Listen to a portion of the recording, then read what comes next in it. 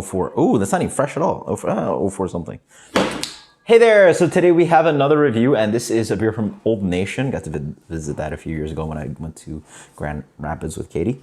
And this is 70 plus. So this was canned somewhere 2-ish months ago, maybe less than that. I only see an 04, and the rest sort of tapers away. But 70 plus.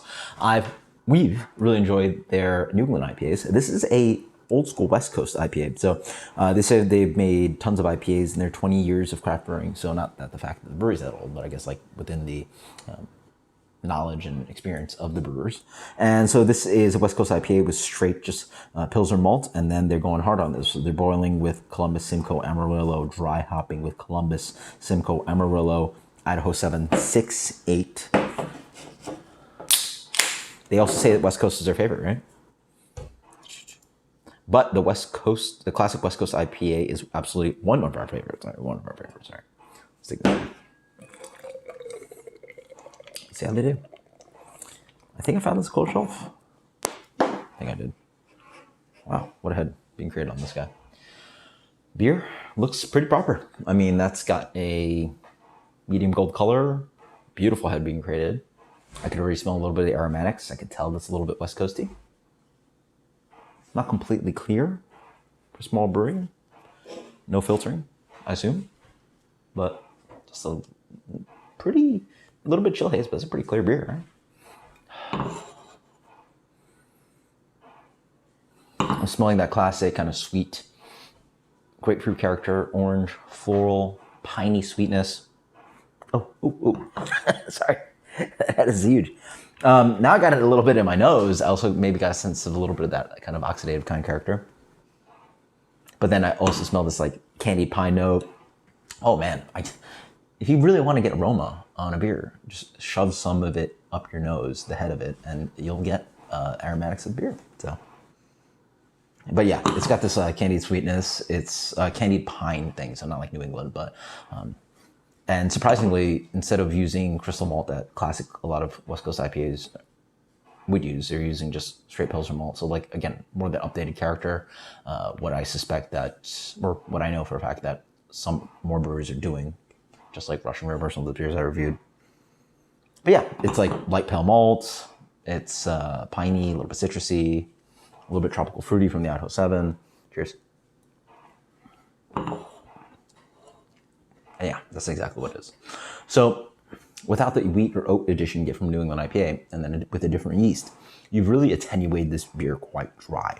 You've also left really not much malt backbone or grain backbone to give oomph of malt. So it's this like pale Pilsner malt, kind of like lager, familiar maltiness. And then on top of that, you're laid with hops.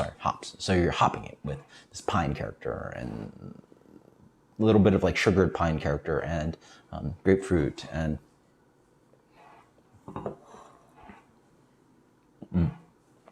this pretty floral thing dries in there nicely too. Surprisingly, the beer's not as bitter as I expected. It's got a lingering bitterness that is medium at best.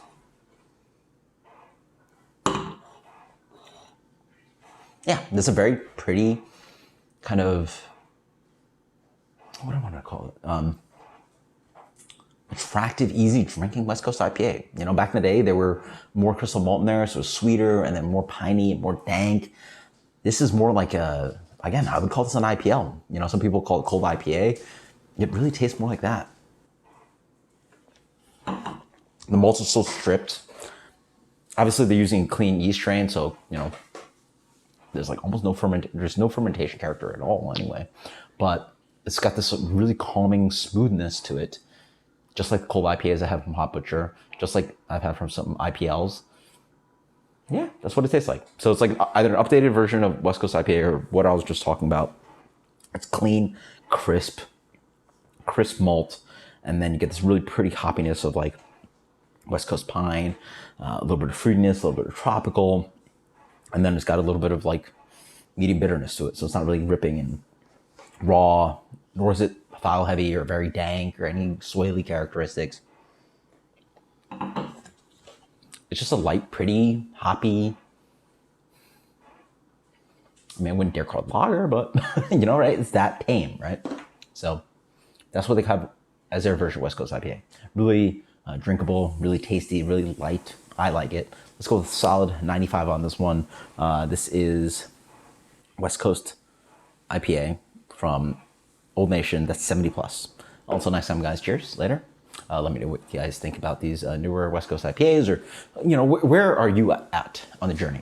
Are you visiting the old ones where they do taste like classics, like Torpedo, or are you trying to visit some of the ones that are newer and inviting and different? So until next time, guys. Cheers. Later.